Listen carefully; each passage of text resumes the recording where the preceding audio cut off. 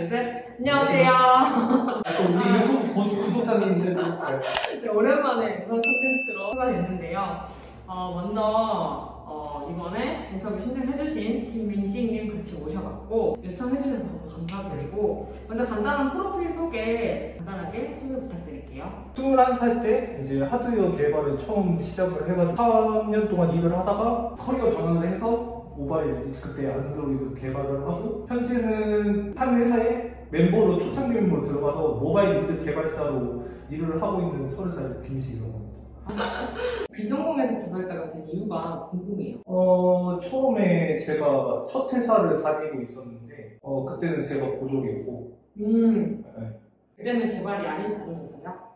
그때는 전기전자 쪽에서 일을 했거든요. 제가 학창 시절에는 공부를 그렇게 많이 했던 편은 아니라서 주변에 권유로 대학을 다시 준비를 하느니 일을 빨리 해서 경력을 쌓아. 그래서 국가 자격증을 따고 이제 전기전자 회사에 취직을 해서 3년 동안 일을 했죠.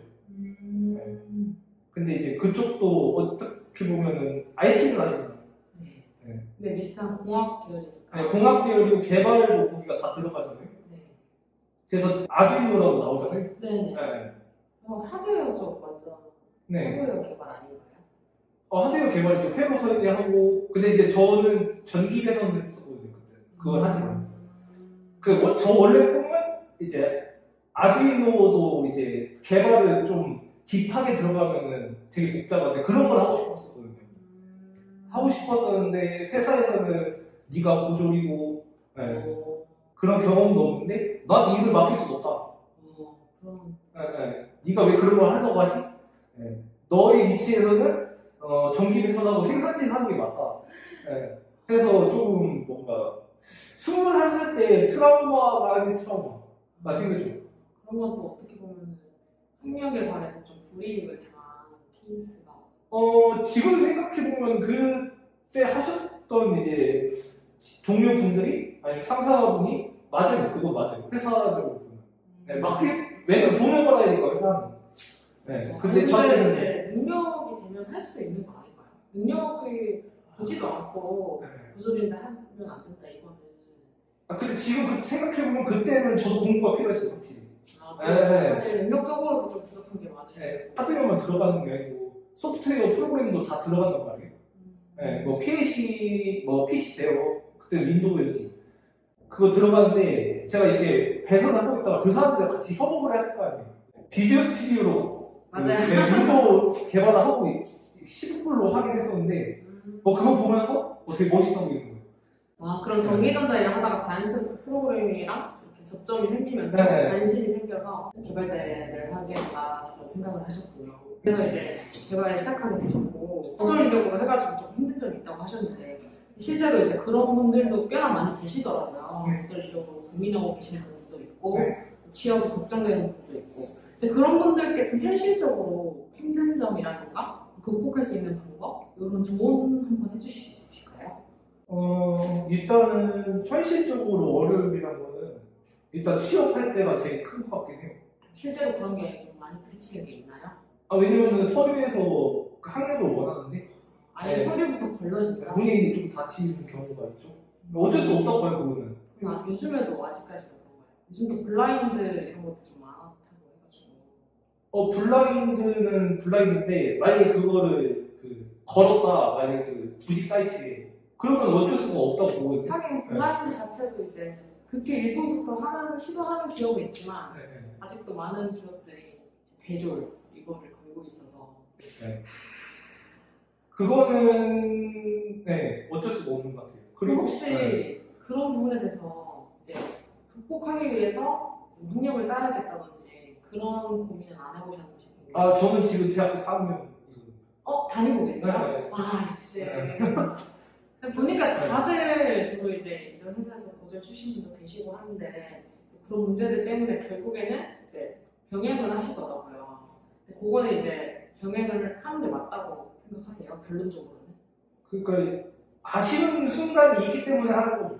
본인이 아쉬운 순간이 있기 때문에 이제 그 타이틀을 하게 된다. 학부 과정에서 필요한 그 공학들 지식들은 어차피 다 써놓는 거고 그거를 내가 회사에서 가서 배우든 대학에서 배우든 어차피 배워야 되는 건 똑같은 것 같아요. 어차피 배울 거면은 그냥 학교 다녀서 졸업정보 따는 게 이득이다 이렇게 판단을 하신 건지. 그렇죠. 네. 그리고 또 학교에서 배웠다고 치더라도 회사 가서 다시 봐야 돼요.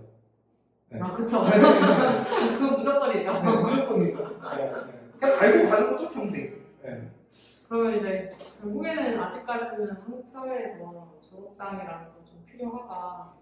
그거 강조했던 부분이고 뭐 취업할 때 있어서 그 이외에는 일을 할 때 협업을 할 때 야는 고졸이라서 야는 대졸이라서 붙이지도 않고 그렇진 않아요. 네. 일단 들어가서는 별 문제가 안 되는데 네, 안 되죠. 들어가기까지가 약간의 그 한계가 있다. 그렇죠. 그거 좀 되게 아쉬운 부분인 것 같아요. 일단은 근데 그래도 시작을 해야 뭔가 할 수 있잖아요.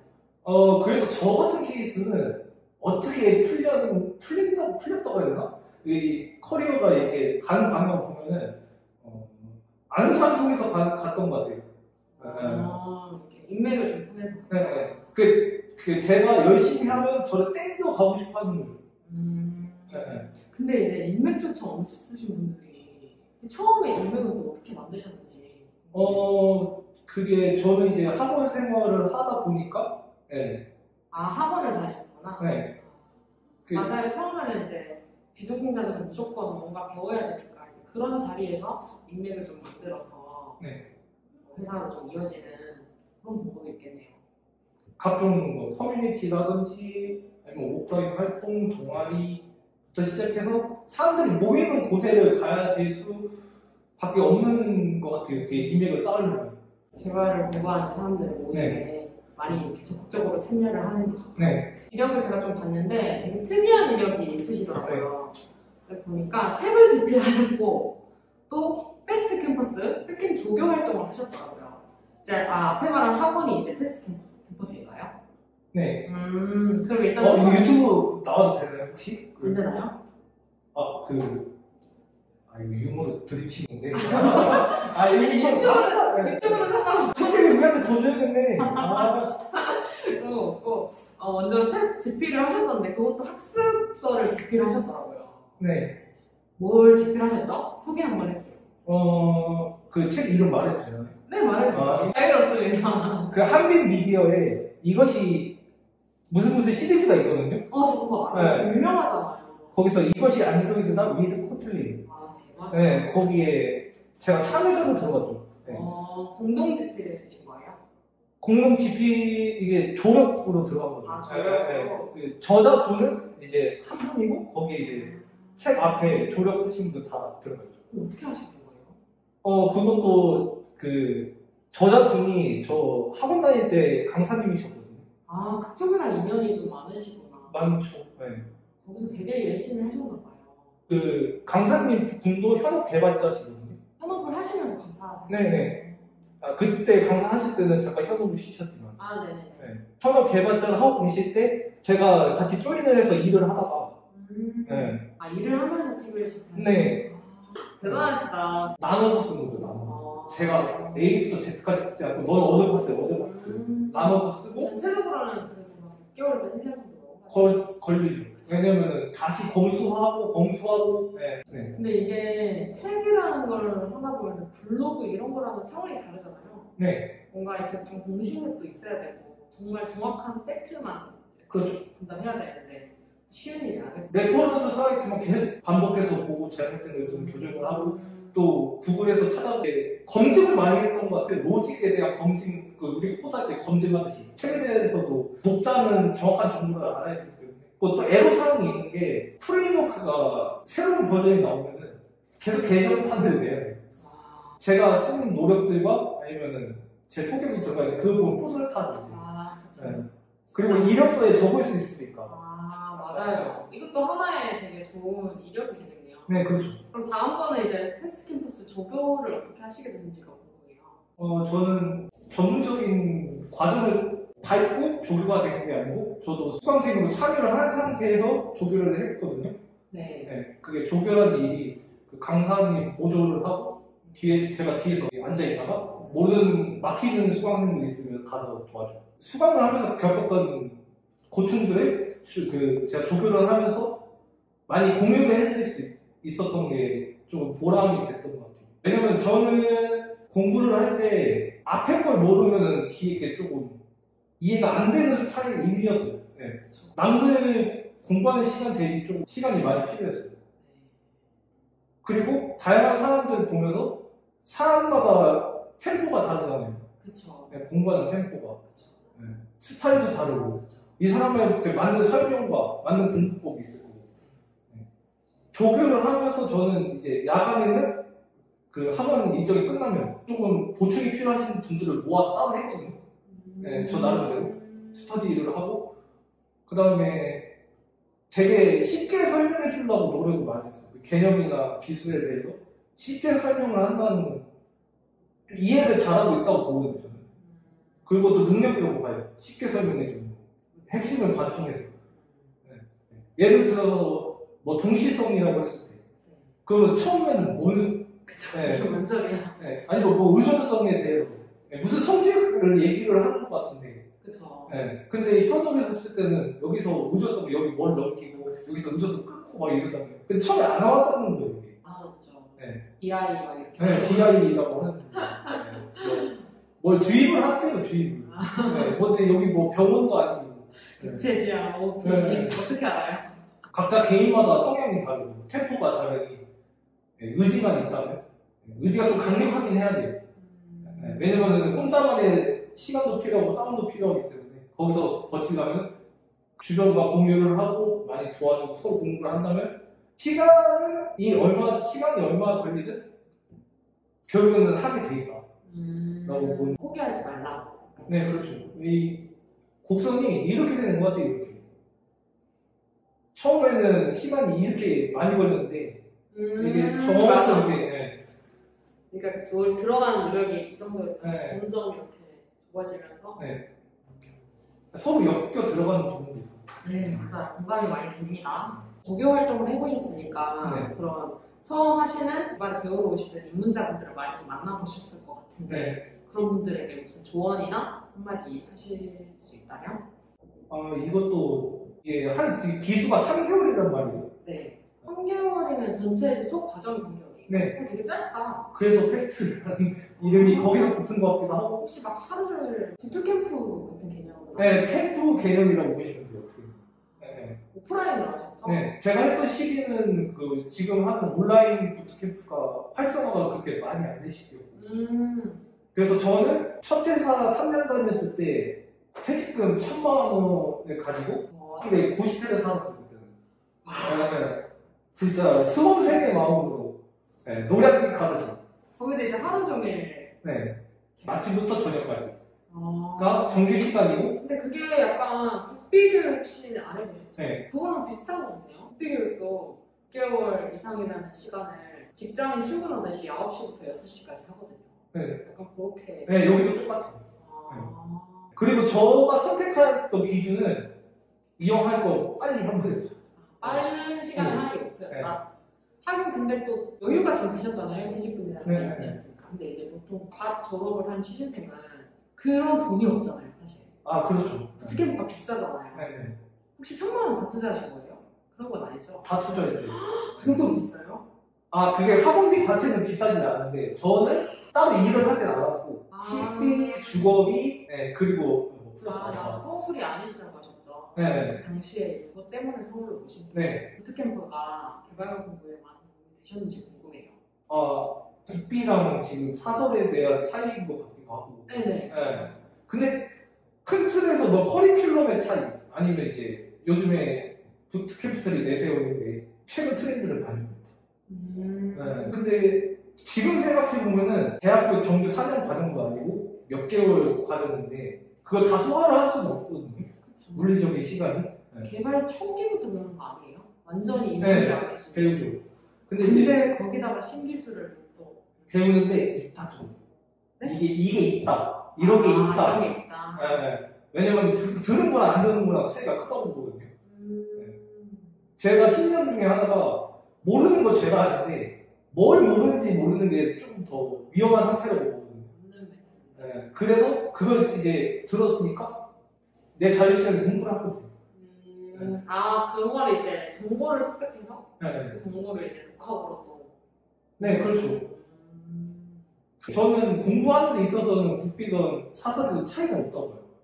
사실 자기 공부에 있어서는 여기 가도 저기 가도 자기가 어느 정도 소화를 해야 되냐. 네, 그게 문제죠. 맞아요. 그러면 실제로 막 더 비싸다고 해서 퀄리티가 막 이렇게 차이가 나냐? 그건 아니다. 그렇죠. 그냥 본인이 어떻게 하느냐에 네. 달렸다 네. 말씀을 하신 거죠. 기본적으로 공모자를 대상으로 해서 초기부터 이렇게 배우다가 마지막 기간에 좀 시간을 투자해가지고 프로젝트를 진행하거든요. 팀플로 하든 개인으로 하든 그건 강사님의 재량이고 그렇게 해서 프로젝트를 하고 포트폴리오를 만들고 이런 게 조금 목표거든요. 근데 여기도 다르지 않습니다. 비슷해요? 처음부터 안드로이드를 선택하셨어요? 네, 저는 안드로이드 선택했습니다. 그다음에 만들 수 있고. 처음부터 어플 개발을 해오신 거예요? 네. 안드로이드를 하셨다고 했으니까 안드로이드를 하고 싶어 하시는 개발자들도 있을 텐데 네. 초반에 개발할 때 공부해야 되는 루트나 기술 스택 이런 거 간단히 좀 알려주시면 좋을 것 같아요. 일단은 자바를 공부하긴 해야 되고요. 아무리 자바? 지금 코틀린으로 전환을 했다고 하지만, 네. 그래도 자바를 공부를 좀 많이 하시면 코틀린을 쓸 때도 도움이 되고, 어차피 기반은 자바이기 때문에. 네. 그 다음에 그게 조금 되고 나면 이제 프레임워크를 공부를 하겠죠, 안드로이드. 네. 네. 그건 뭐 지금 도서도 있고, 근데 결국에는 레퍼런스 사이트. 네, 보면서 공부를 좀 해야 돼. 그 다음에 배워야 될 게 이제 비동기 처리. 지금 리액티브 프로그래밍에서 RS. 옛날에 쓰던, 지금도 쓰고 있지만, 그 다음에 뭐 이제 코르틴 같은 것도 공부를 좀 많이 해야 될 것 같고요. 저도 지금 계속 공부하고 있고, 저는 iOS 개발을 하고 있는데, RS로 쓰고 있단 말이에요. 네, 그런 부분도 있고, 그 다음에 또 공부해야 될 게, 이제, 데브옵스 쪽, CI/CD. 데브옵스. 네. 요즘에는 자동으로 다 하니까요. 네. 그거 확실히 공부를 해야 취업하기에 유리하다. 네. 실제로도 도움이 많이 돼, 확실히. 네. 어떤 프로젝트를 추천할 수 있을까요? 제가 봤을 때는 혼자서 하는 프로젝트는 확실히 노잼이고요. 저 같은 경우는 그걸 동아리로 했거든요. 네, 이거는 홍보인데 넥스터즈. 네, 넥스터즈 기수마다 이제 하거든요. 넥스터즈라는 동아리가 있나요? 네, 그게 디자이너, 개발자 다 모여서 해요. 팀 짜서. 그런 것도 네. 요즘 막 면접 보고 그러나요? 네. 근데 거기는 이제 자기가 열심히 할 의사를 피력을 하는 거지. 이 사람이 기술 스택이 어때서 그거를 보고 뽑지 않죠. 회사가 아니니까. 의지가 얼마나 강력한가 이런 거. 네, 활동을 얼마나 열심히 할 건가. 그러면 이제 그런 동아리를 통해서 팀으로 하는 프로젝트를 해보는 걸 추천합니다. 예를 들어서 거기서 이제 또 쓰는 툴 그때 한참 피그마 유행 이제 도입하기 시작할 때 저 그때 그걸 알았거든요. 그리고 거기는 소위 말하는 네카라쿠베 분들도 많이 오시거든요. 그들이 어떻게 쓰고 있는 어떻게 개발하고 있지 그거는 다 저희 프라이빗 깃허브이 있단 말이에요. 거기 사람들 소스 다 올라와요. 프로젝트 그거 다 보면서 이렇게 뭐 어떻게 쓰고 그 코드로서 공부가 되는 거예요. 이렇게 하는구나. 그런 동아리 활동을 통해서 이제 현업에서 어떤 걸 쓰나 이런 걸 볼 수가 있다. 대학생도 모집을 하거든요. 되게 좋네요. 그러면 그게 확실히 도움 많이 되죠. 다음은 이제 현업에 대한 얘기를 좀 여쭤보고 싶어요.